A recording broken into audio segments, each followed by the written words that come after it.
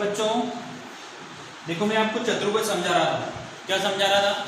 चतुर्भुज समझा रहा था। और इसमें आज अपन एक और टॉपिक समझेंगे, सम तथा विषम बहुभुज। ठीक है, इसके बाद अपन आएंगे प्रश्नावली पर। ठीक है, और जैसे कि मैं आप लोगों से कह रहा था कि ये प्रश्नावली जो है आपको काय में करनी है बच्चों, ये प्रश्नावली करनी है आपको रेखा गणित की कॉपी में। किसमें करनी है? रेखा गणित की कॉपी में। रेखा गणित की कॉपी जानते हो ना आप लोग, एक साइड लाइनें होती है, दूसरी साइड क्या होते हैं? खाली पेज होता है। ठीक है, जैसे मान के चलो ये कोई कॉपी है, इधर तो क्या होगा? लाइनें होंगी, इधर क्या होगी? इधर क्या होगा? खाली पेज होगा। इस तरीके की जो कॉपी होती है उसको बोलते हैं अपन रेखा गणित की कॉपी। ठीक है, तो आ जाओ आप समझो कि सम तथा विषम बहुभुज क्या होता है। अब देखो, आप किसको जानते हैं? आयत को जानते हैं ना, आयत। ठीक है, वर्ग जानते हो आप इनको? कहाँ जानते हो बताओ? इधर रहते होंगे आपके आसपास गली में। ठीक है, देखो आयत, ये आयत इसको बोलते हैं जिसकी आमने सामने की भुजाएं क्या होती हैं बच्चों? बराबर होती है, उसको अपन कहते हैं आयत। अब वर्ग किसको कहते हैं? जिसकी चारों भुजाएं बराबर होती है उसको कहते हैं अपन वर्ग। ठीक है, तो इस तरीके की आकृति को तो वर्ग कहते हैं और इस तरीके की आकृति को कहते हैं अपन क्या? आयत। अब इन्हीं पे बेस्ड अपना क्या है? सम बहुभुज और विषम बहुभुज है। तो सम बहुभुज तो देखो कि जिसकी समान भुजाएं होगी उसको बोलेंगे अपन सम बहुभुज। ठीक है, देखो सम बहुभुज नाम से पता चल रहा नहीं चल रहा? समान भुजाएं, समान भुजाएं, जिसकी समान भुजाएं होंगी उसको तो क्या बोलेंगे अपन? सम बहुभुज। और देखो आगे, जिसकी भुजाएं समान नहीं होगी, ये देखो विषम बहुभुज। विषम बहुभुज, विषम बहुभुज जिसकी भुजाएं समान नहीं होगी, जिसकी भुजाएं समान नहीं हो, भुजाएं समान नहीं हो। ठीक है बच्चों, अब यहाँ पर देखो आप, मैंने एक पे तो आयत बना रखा है और एक में वर्ग बना रखा है। ठीक है, सॉरी बना रखा है, नोट बना रखा है। तो समान भुजाएं, इसको तो क्या बोलोगे आप? ये रहा समान भुजाएं। वर्ग की चारों भुजाएं बराबर होती है तो ये तो क्या हो गया आपका? सम बहुभुज और विषम बहुभुज जिसकी भुजाएं समान नहीं होती। देखो आमने सामने की होती है सारी भुजाएं समान भुजी, सारी भुजाएं यहाँ पे लिख लो, जिसकी सारी भुजाएं समान हो, सारी समान भुजाएं या सारी भुजाएं समान। और इसमें जिसकी भुजाएं समान नहीं है, समझ गए हो ना आप बात? इसको तो बोलोगे आप सम बहुभुज और इसको बोलोगे क्या? विषम बहुभुज। अब आ जाओ आप प्रश्नावली पर। ठीक है, सब चीजें समझ में आ गई आपको? उत्तल बहुभुज, अवतल बहुभुज कल समझाया था मैंने। ठीक है, विकर्ण समझाया था आपको, और ये बोल के क्या था कि आकृतियां दे रखी 3.1 में, इनमें से देख के बताना कि आप कौन क्या है। ओके, तो अपन क्या करते हैं? आकृतियां बनाते हैं बच्चों।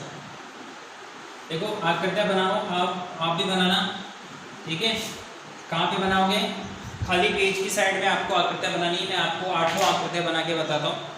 ठीक है, देखो ये प्रश्नावली 3.1 है बच्चों, और इसका पहला सवाल है, जिसमें लिखा हुआ है कि यहाँ पर कुछ आकृतियां दी गई है, प्रत्येक का वर्गीकरण कीजिए। वर्गीकरण मतलब कौन कैसा है। देखो कौन कैसा है, ये पहली आकृति ये इस तरीके से बना रखी है। ठीक है बच्चों, ये होगी आपकी पहली आकृति। अब दूसरी आकृति देखो, दूसरी आकृति बना रखी है ऐसे, ये हो गई आपकी दूसरी आकृति। ठीक है, तीसरी आकृति में क्या कर रखा है? ये ऐसे गोले बना रखे हैं। ठीक है, चौथी आकृति ये तीसरी हो गई, और चौथी देखो, चौथी में ये ऐसे स्टार बना रखा है। आता ना आपको स्टार बनाना? चौथी में ये स्टार बना रखा है। ठीक है, अब पांचवी देखो, पांचवी आकृति में देखो क्या कर रखा है? ये देखो इस तरीके से कोई आकृति बना रखी है, एक छोटा बड़ा बन गया, बराबर बनाना। ठीक है ना।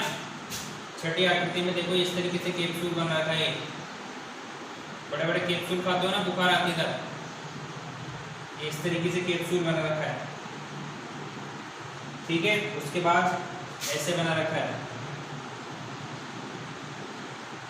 ये देखो ऐसे, ठीक है बच्चों। उसके बाद लास्ट वाले में बना रखा है ऐसे। लो बताओ, ये मैंने आपके सामने आठों के आठों चित्र बना दिए। इन आठों के आठों चित्रों में से देख के बताना अपन को कि कौन सी आकृति क्या है। तो प्रत्येक का वक्र समान आधार पर बताना है। साधारण वक्र बताओ, इनमें से देख के बताओ कि साधारण वक्र कौन सा है। बताओ साधारण वक्र क्या है, साधारण वक्र कौन सा है। ए के अंदर पहला, दूसरा, पांचवा, छठा और सातवां। देखो इसमें अपन से पूछा गया है कि ये पहला, कि साधारण वक्र कौन कौन से हैं। क्या पूछा है, साधारण वक्र, ठीक है। उसके बाद अपन से क्या क्या पूछा है, देखो इसमें मैं पहले एक साथ लिख देता हूँ। उसके बाद ये अपन को छांटने इनमें से। बी में लिखा हुआ है साधारण बंद वक्र, साधारण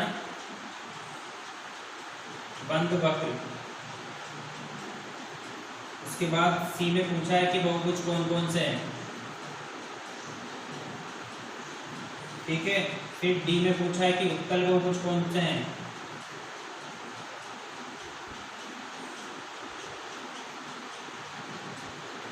ठीक है। और नीचे लिखो, दिख रहा है उत्तल के बाद दिख रहा है अभी, तो नीचे लिखो और अवतल,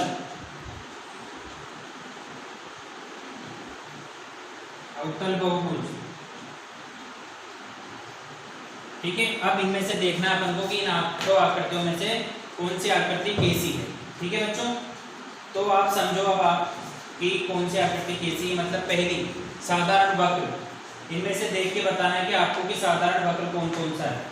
तो 1 नंबर, 2 नंबर, 5 नंबर, देखो यहाँ पे लिख देता हूँ मैं। साधारण वक्र में 1 नंबर पे जो बन रहा है वो, 2 नंबर पे जो बन रहा है वो, ठीक है। उसके बाद में 5वें नंबर पे जो बन रहा है वो, फिर 6ठे नंबर पे जो बन रहा है वो, ठीक है ना, और 7वें नंबर पे जो बन रहा है वो।